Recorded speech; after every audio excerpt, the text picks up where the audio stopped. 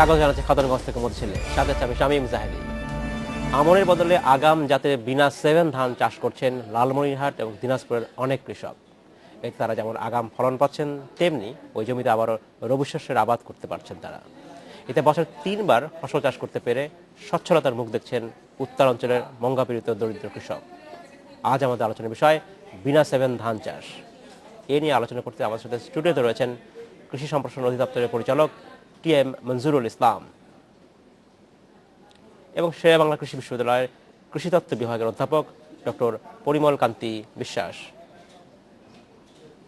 তবে মূল আলোচনা যাবার আগে দেখে নিই একটি প্রতিবেদন। বছর 3 আগেও লালমনিরহাটের এসব জমিতে শুধু আমন ধানের চাষ হতো।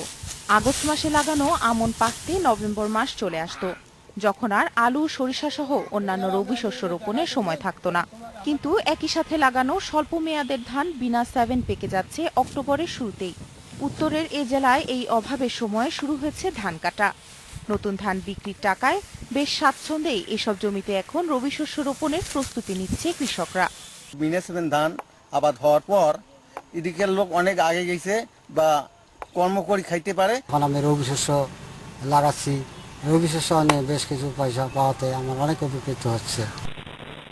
বাংলাদেশ পারমাণবিক কৃষি গবেষণা ইনস্টিটিউট উদ্ভাবিত খরা সহিষ্ণু বিনা 7 ধান আবাদে সাড়া ফেলেছে দিনাজপুর সহ উত্তরের অন্যান্য জেলার কৃষকদের মাঝেও।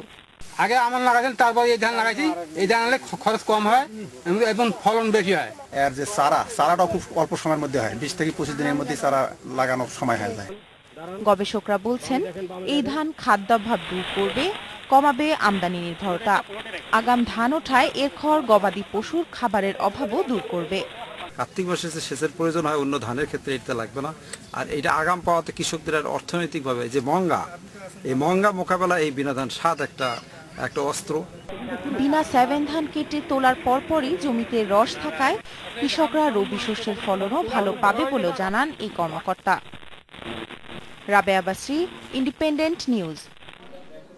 দেখলাম প্রতিবেদনটি আমরা। জনাব টি.এম. মনজুরুল ইসলাম এবং ডক্টর পরিমল কান্তি বিশ্বাস, আপনাদেরকে স্বাগত জানাচ্ছি এই অনুষ্ঠানে।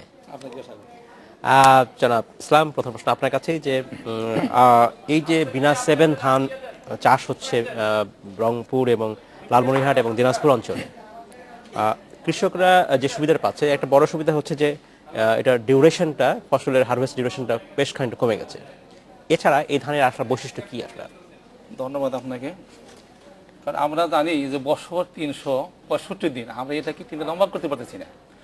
যখনই আমাদের ধানের সময় ডিউরেশন কমে আসবে, তখন আমরা আমাদের এই বছরের মধ্যে একই সময়ে একাধিক জাতীয় ফসল আবাদ করতে পারবো। ঠিক বিনা 7 যে আমরা বলতেছি, বাংলাদেশ কৃষি গবেষণা ইনস্টিটিউট ময়মনসিংহ যেটা আবিষ্কার করেছে, এটার ডিউরেশনটা অনেকটা কম। 1 2 নম্বরের বৈশিষ্ট্য কতটা কম? অনেকটা কম। নরমালি আমরা যদি দেখি আমনের বেলায় 135 দিন থেকে 140 দিনের মধ্যে সময় লাগতে পারে, এইটা 130 দিনের কম, অর্থাৎ 20 এবং 30-এর মাঝামাঝি যদি থাকে, যদি আমাদের এই সময় আমরা পাচ্ছি, এই সময়টা আমাদের আগে আসতে আছে। আগে আসার ফলে কি হবে, আমার ওই সময় জমিতে রস থাকে, ওই রস থাকবে, তখন আমরা আগাম রবি শস্য সেখানে করতে পারবো। আপনারা কি কৃষি সম্প্রসারণ অধিদপ্তরের পক্ষ থেকে কৃষকদের উৎসাহিত করে থাকেন? আমরা উৎসাহিত করতেছি। আমাদের তো প্রশিক্ষণ প্রোগ্রাম অলরেডি আছে। আমাদের যতগুলো প্রোগ্রাম আছে, প্রত্যেক প্রোগ্রামে আমাদের প্রশিক্ষণের প্রোগ্রাম থাকে। আমরা হাতে গোনা দেখাচ্ছি, আমাদের প্রদর্শনী, আমাদের বোর্ড আছে। কৃষকের জমিতে প্যারার পাশাপাশি কৃষক নিজের পদ্ধতি করবে, আর কৃষি সম্প্রসারণ বিভাগের বা বিনা কর্তৃক যে সমস্ত আবিষ্কার হয়েছে পাশাপাশি করবে। আমরা দেখেছি এখানে ফলন যেমন বেশি হয়, সময় তেমন কম লাগে, মাটিতে রস থাকে, ওই রসের ভিতরে আমরা রবি শস্য করে আমরা 15-20 দিন এটা আগে নিয়ে আসতে হবে। ফলে দেখা যাবে কি, আমার শেষের দিকে এসে জমিতে রস যখন কমে যাবে, তখন তার কমে। জনাব ইসলাম, আপনাকে ধন্যবাদ। আপনার কাছে ফিরে আসবো। ডক্টর বিশ্বাস, আপনার কাছে প্রশ্ন হচ্ছে, এই যে ধান বিনা 7 কথা বলছি, এটার আপনি যদি এর টেকনিক্যাল বিষয়টা যদি আমাদের বলতেন, অর্থাৎ এর কি এমন বৈশিষ্ট্য রয়েছে যে কারণে এই ধানটা অন্য ধানের চেয়ে উৎপাদনশীলতা বেশি বা ফলন বেশি? ধন্যবাদ আপনাকে। প্রথমে আমি বলি যে বাংলাদেশে ধান একটা প্রধান ফসল, প্রায় শতকরা 70 থেকে 80% এলাকা শতাংশ সেই ধানটা কভার করা। এবং এই ধানের মধ্যে আউশ ধান, আমন ধান, বোরো ধান, 3টা ধান আছে, 3 সময়ে করা যায় আর কি। সেটা ওর মধ্যে যে বিনা ধান 7 যেটার কথা বলা হচ্ছে, সেটা হলো আমন ধানের জন্য রেকমেন্ড করা। যেটা বিনা রিকমেন্ড করেছে আমন আমন ধান হিসেবে ওই সময় সিজন আছে সেই সময়টা চাষ করার জন্য। এখন আমন সিজনে যে জাতগুলি বাংলাদেশে আছে সেই জাতগুলির বেশিরভাগ জাতই 140 দিন বা 145 দিন, যেমন BR11 একটা প্রধান একটা আমনের একটা জাত ছিল, মুক্তা, যেটা কৃষক চাষবাস করতো খুব বেশি উচ্চ ফলনশীল জাত। তো এইটার কিন্তু এই যে আপনার 40 বা 145 দিন যে সময়টা নেয়, সেই সময়টাতে বিশেষ করে বরেন্দ্র এলাকা, যেটা ব্যাপক একটা এলাকা বাংলাদেশের, যেটা শুষ্ক হয়ে যায়, যেটা অক্টোবর নভেম্বর এই যে সময়টা, এই সময়টাতে আমন ধানটা যে সময় করে সেই সময়টায় এই ধানটা থাকে। এই ধানটা ছাড়া অন্য যদি BR11 বা অন্য যেটি ধান গবেষণা ইনস্টিটিউট যে জাতগুলি বের করেছে, যেগুলির একটি ডিউরেশন বেশি, এই জাতগুলি যদি করে তাহলে প্রায় নভেম্বরের মাঝামাঝি গিয়ে ওইটা হারভেস্ট করতে হয়। এবং এই অক্টোবর থেকে নভেম্বর মাঝামাঝি এই যে সময়টা, এই সময়টা কিন্তু ওই এলাকার কৃষকদের কোনো হাতে কোনো কাজ থাকে না, যেটাকেই বলা হতো আগে মঙ্গা, যেটা আমরা শুনছি একটা ওই এলাকায় একটা মঙ্গা প্রবণ এলাকা। ঠিক নয়? হ্যাঁ, প্র্যাকটিক্যালি ওইটাই। সাপ্লিমেন্ট করবো, খুব সুন্দর কথা বলছেন। ওই সময় কিন্তু জমিতে রস কম থাকে, অর্থাৎ আমার যে ধানটা আছে অর্থাৎ উচ্চ ফলনশীল ধান, যখন ধানের পাতাটা শুকিয়ে যাবে আলটিমেটলি কিন্তু আমার ধানটা আস্তে আস্তে শুকিয়ে আসবে। কিন্তু দেখা যাবে কি, যখন আমাদের সময়টা কম লাগছে, জমিতে রস থাকতেছে, পাতা সবুজ থাকতেছে এবং ধানটা পরিপুষ্ট হচ্ছে। এটাই হলো বড় বৈশিষ্ট্য। ধন্যবাদ আপনাকে। আমি যেটা বলছিলাম সেটা হলো ওই সময়টাতে এই যে যদি বিনা ধান 7 যে একটা জাত, যেটা 110 থেকে 120 দিন সময় লাগে তারা বলেছে, ঠিক বিনা ধান 7 যে একটা জাত, যেটা যে 110 থেকে 120 দিনের মধ্যে আমন সিজনে চাষ করা যাবে তা নয়। কিন্তু বাংলাদেশ ধান গবেষণা ইনস্টিটিউট যেটা আছে, তাদেরও কিন্তু জাত আছে ব্রি ধান 33, যেটা এটা আরেকটা সেটাও কিন্তু আপনার এরকম 110 থেকে 120 দিনের মধ্যে সেটা করা যায়, ব্রি ধান 33। এবং রিসেন্টলি আপনার এই বাংলাদেশ ধান গবেষণা ইনস্টিটিউট যেটা ব্রি ধান 62 বা 62 নামে যে একটা জাত বের করেছে আমন সিজনের জন্যই, সেটা কিন্তু আপনার 100 থেকে 105 দিনে এটা কিন্তু হারভেস্ট করা যাবে। এবং এটার আরো বৈশিষ্ট্য হচ্ছে এটা প্রোটিন সমৃদ্ধ এবং এটাতে জিঙ্ক আছে। তো ওই বিনা ধান 7 যে জাতটা যে বলছিলাম সেটা 2007 সালে এই বিনা, যেটা Bangladesh institute of nuclear agriculture ময়মনসিংহে, যেটা তারা এই জাতটাকে ভিয়েতনাম থেকে এনেছে। একটা এগ্রিমেন্ট ছিল যে মিউট্যান্ট যে জাতগুলি বের করবে এশিয়া প্যাসিফিকের মধ্যে, তারা তাদের ওই অঞ্চলগুলির মধ্যে সেটা এক্সচেঞ্জ করবে। সেইভাবে বিনা ভিয়েতনাম থেকে সেই জাতটা এনেছিল। এটা ভিয়েতনামের প্র্যাকটিক্যাল একটা জাত। এবং এই জাতটাকে তারা চাষ করেছে বিভিন্ন এলাকায়, এবং দেখা গেছে ওই মঙ্গা প্রবণ যে এলাকাটা, আমি চাষ করার আগে তারা কি এখান থেকে তার কোনো বৈশিষ্ট্য পরিবর্তন আনার চেষ্টা না, করেছে? এটা একটা এগ্রিমেন্টই ছিল। এটা ওই যে এশিয়া প্যাসিফিক রিজিয়নের একটা সেই অর্থে এখানে কোনো গবেষণা হয়নি। এটা তারা কিছুটা কাজ করেছে। এটা ওখান থেকে এনে যে কোনো একটা ভ্যারাইটি বাইরে থেকে এনে সরাসরি কৃষকের মাঠে দিয়ে দেওয়া যায় না। এটা ওই গবেষকদের আন্ডারেই তার কিছু কাজ করতে হয়। খুবই সুন্দর কথা বলছেন। এটা একটা মিউট্যান্ট ভ্যারাইটি ছিল। এখন যখন এটা নিয়ে আসছে, আসার সঙ্গে সঙ্গে কিন্তু আমরা এখানে সরাসরি যেতে পারি না। আমাদের কিছু পদ্ধতি আছে, কোয়ারেন্টাইন হয়ে, বীজ বোর্ড হয়ে, অমুক বিভিন্ন ট্রায়াল হবে, এবিএলটি হবে, মাল্টি এডুকেশন টেস্ট হওয়ার পরে যখন দেখছে যে এই ভ্যারাইটিটা আমাদের জলবায়ু, আমাদের আবহাওয়া, আমাদের মাটি, আমাদের জন্য বৈশিষ্ট্য মণ্ডিত হইয়া আমাদের জন্য যেটা পারমিট করে সাপোর্ট দিচ্ছে, তখন কিন্তু এই ভ্যারাইটিটাকে কৃষকের জন্য রিলিজ করা হয়েছে। এই তো কথা।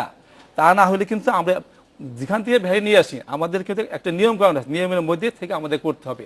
তারপরে যখন দেখা গেছে বিনা যখন ট্রায়াল দেওয়া দেখছে এটা ভালো করছে, তখন কিন্তু এটা মাথায় নিয়ে আসছে। যদি একটাই বৈশিষ্ট্য হলো যে মঙ্গা, খরা পীড়িত যে এলাকা, সে এলাকাতে জমিতে রস থাকে না। আমাদের সমস্যা হয়েছে জমিতে যখন রস থাকবে ওই রসের মাঝে আমরা এটাকে আবাদ করবো। অর্থাৎ যে সময় করি আমন ধান, আমাদের প্রফেসর সাহেব বলছেন যে 40-45 দিন লাগে, আমি যদি এখানে 120 দিনে নিয়ে আসি, তার মানে আমার কথা 30 দিন, 1 মাস, 1 মাসটা আমি আগাম পাচ্ছি। 1 মাস আগাম পাওয়ার ফলে আমরা জমিতে রস থাকছে, ওই জমিতে আমি অন্য ফসলে যেতে পারছি। ধন্যবাদ জনাব ইসলাম। আমাদের সময় হয়েছে একটি বিরতিতে যাবার, ফিরে এসে আমরা আবার কথা বলবো। সময় হলো একটি বিরতিতে যাবার, ফিরছি শিগগিরই, সাথেই থাকবেন।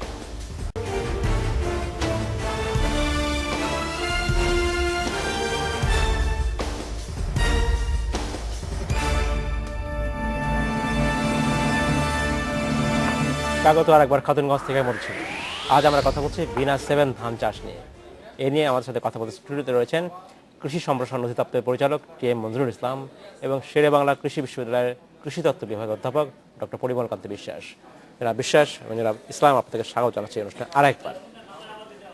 ডক্টর বিশ্বাস, আপনার কাছে প্রশ্ন, যে আমরা আলোচনা করছি যে বিনা 7 ধানের সুবিধা নিয়ে আলোচনা করতে, আমরা একটা জিনিস জেনেছি সেটা হচ্ছে যে ডিউরেশনটা, হারভেস্ট ডিউরেশনটা বেশ কম। এর বাইরে মূলত আর প্রধান কি সুবিধাগুলো রয়েছে? ধন্যবাদ আপনাকে।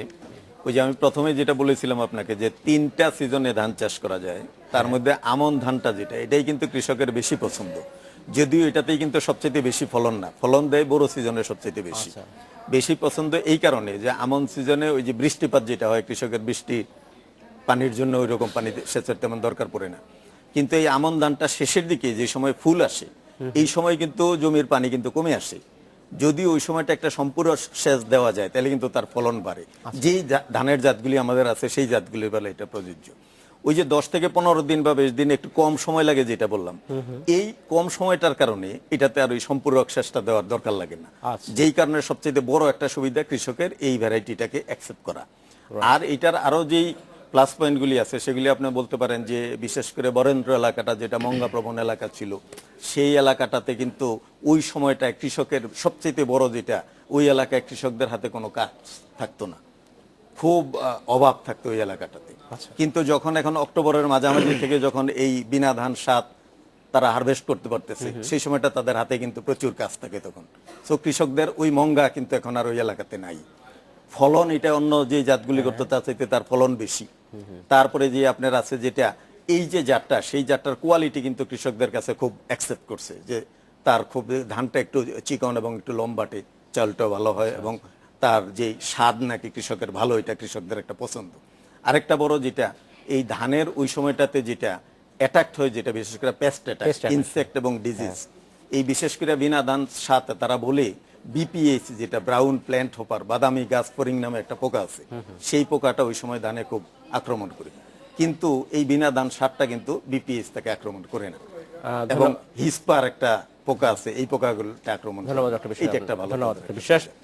জনাব ইসলাম, আপনার কাছে প্রশ্ন যে আমরা এই ধানের পাশাপাশি আরেকটা জিনিস আমরা জানতে ইচ্ছা হয় যে এইসব আমি যদি বলি হাই ইল্ডিং ভ্যারাইটি বলতে পারি, বা এক ধরনের বিদেশি ধান যেখানে অ্যাডাপ্ট করা হচ্ছে আমাদের, এই সময় আমাদের দেশীয় যেসব ধান রয়েছে মূলত যেগুলো অ্যারোমেটিক বা সুগন্ধি চাল, সেগুলোকে আসলে হারিয়ে যাওয়ার একটা আশঙ্কা দেখা দিয়েছে কিনা? ধন্যবাদ আপনাকে। আমাদের যে সমস্ত ধানগুলা সাধারণত প্রচলিতভাবে আবাদ হয়ে আসছিল, এটা সময় অনেক বেশি। আমরা যে সময়ে আমরা ধানটাকে আমরা বপন করি না কেন, অনেক দিন, সেই কারণেই আসলে এই ধানগুলো হারিয়ে যাওয়ার আশঙ্কা দেখা যেহেতু এই ধানগুলা সম্পূর্ণ হারানো যাবে না, কিছু জায়গায় থাকবে। তবে যেহেতু আমাদের চাহিদা বেশি, আমাদের চাহিদার জন্য মডার্ন ভ্যারাইটি বা হাই ইল্ডিং ভ্যারাইটি বা উচ্চ ফলনশীল আমরা যেটাই বলি, সেদিকে আমাদের এগিয়ে আসতেই হবে। কারণ আমরা যদি দেখি 1972 সালে আমাদের খাদ্য উৎপাদন হয়েছিল 1,17,00,000 মেট্রিক টন, আর বর্তমান হয়েছে 3,33,00,000 বেশি, 3,73,00,000 বেশি মেট্রিক টন আমাদের খাদ্য উৎপাদন হয়েছে। সুতরাং আমাদের চাহিদা বাড়ছে, আমাদের উৎপাদন বাড়ছে। উৎপাদন বাড়ানোর জন্য আমাদেরকে উচ্চ ফলনশীল ধানের দিকে যেতেই হবে। তবে হ্যাঁ, আমরা ইদানিং আমাদের বিভিন্ন গবেষণা প্রতিষ্ঠানে কিন্তু কিছু অ্যারোমেটিক ধান, সুগন্ধি ধান আবিষ্কার করছে, যেমন বিরিউ করছে, বিনা কিছু করছে, আমরা এইটাও রাখবো। আর যেহেতু আমাদের যে প্রাচীন ভ্যারাইটিগুলা, ওইগুলাও একদম যে ধ্বংস হয়ে যাবে তারা ওটাও থাকবে, তবে আমাদের চাহিদা মডার্ন ভ্যারাইটির সাথে আমরা বেশি জোর দিব। আচ্ছা আচ্ছা, ধন্যবাদ ডক্টর বিশ্বাস। আপনার কাছে প্রশ্ন যে এই ধানের পাশাপাশি ব্রি 62 একটা ধানের কথা বলা হচ্ছে, যে এখানটা এটা কি বিনা 7-এর ধানের মতো গুণাগুণ কি একই রকম, পার্থক্য? ব্রি ধান 62 যে একটা জাত বের করছে অতি সম্প্রতি 2013-তে যেটা রিলিজ হয়েছে, সেটা একটা খুবই একটা ভালো জাত, এবং সেটা বিনা ধান সাদের চাইতে আরো প্রায় 7 থেকে 12 দিনের মতো তার সময় কম লাগে। এবং এটা হলো আপনার প্রোটিন, অন্য যে ধানগুলি আছে সেগুলি চাউলের মধ্যে প্রায় আপনার 7 থেকে 8% প্রোটিন, কিন্তু এটাতে প্রায় 9% প্রোটিন। সো আমিষের যে অভাব যেটা আছে এটাও কিছুটা দূরীভূত করবে। আর সবচাইতে বড় যেটা গুণ হবে সেটা হলো জিঙ্ক, প্রায় 19 মিলিগ্রাম পার কেজিতে ওখানে জিঙ্ক পাবে। তো এইটা বিনা ধান যেটা বললাম যে সাত, এই সাতের চাইতে বিনাও কিন্তু বসে নেই। বিনাও কিন্তু আপনার যে বিনা ধান 13 নামে যে একটা জাত রিলিজ করেছে, তাও এই শীঘ্রই অতি সম্প্রতি করেছে। ওই যে কালিজিরা যেটা একটু আগে বলা হলো, যেগুলো হারিয়ে যাবে কিনা আপনি বললেন, যেটা আসলে হারিয়ে যাওয়ার কোনো সুযোগ নেই, বিজ্ঞানীরা কাজ করেই যাচ্ছে। এবং একেবারে ওই কালো কালিজিরার মতোই দেখতে, যেটা বিনা ধান 13, এবং সেটা হলো ফলন তার বেশি হবে এবং কালিজিরার ওই সুগন্ধি টুগন্ধি সবই থাকবে, বাট হারিয়ে যাবে না। এই বিনা ধান 13 হিসাবে এটা টিকে থাকবে। আরেকটা যেটা যে বিনা ধান 7 বলেন তারপরে যে আপনার 62 বলেন, ব্রিদান 62 বলেন, বা ব্রিদান 33 আর একটা ভালো জাত আছে ব্রিড, এই জাতগুলি যেগুলি বলেন, সেই জাতগুলি যে এই যে কম সময় যেটা লাগতেছে সেটা, এই কম সময়টা কিন্তু শুধু কেবল আমন সিজনে কম সময় লাগলো তা না, এটার বড় উপকারটা হলো এই ধানটা হারভেস্ট করে ওইটার মধ্যে রবি শস্য একটা করা যেতে পারতেছে। রবি শস্যটা আপনি আলু করতে পারেন, সরিষা করতে পারেন, ডাল জাতীয় ফসল করতে পারেন, গম করতে পারেন। তো এই কারণেই কিন্তু ওই যে বৎসরে যেটা 2টা বা 3টা ফসল আপনি ওখানে অ্যাকোমোডেট করতে পারেন একটা সিজনে, সবচেয়ে বড় একটা সুবিধা এই কম ডিউরেশনের। ধন্যবাদ জনাব ইসলাম। আপনার কাছে প্রশ্ন আমার সেটা হচ্ছে যে ধান উৎপাদন বা ধান গবেষণার একটা বড় চ্যালেঞ্জ হচ্ছে ধানের উৎপাদনের যে ডিউরেশনটা সেটা কমিয়ে আনা। সবচেয়ে বড় চ্যালেঞ্জ এটাই যে যত ডিউরেশন কমানো যাবে কৃষকরা লাভ হবে, দেশের খাদ্য নিরাপত্তা নিশ্চিত হবে। ঠিক এই মুহূর্তে আমাদের যে গবেষণা প্রতিষ্ঠান রয়েছে তারা যেটা কাজ করছেন, কোন জাতে আসলে আমাদের মূল লক্ষ্য কতটা কম ডিউরেশনে এখন যারা গবেষণা করছেন তাদের কাজ করছেন সেটা নিয়ে? এখন যখন গবেষণা শুরু হয়েছে ওই সময় আমরা দেখেছি একটা ধানের সময় লাগতো 170 দিন। ঠিক ওই ধানটা যখন আমাদের আমনে চলে আসতো বড়বাদ দিয়ে, তখন সময় লাগছে 145 দিন।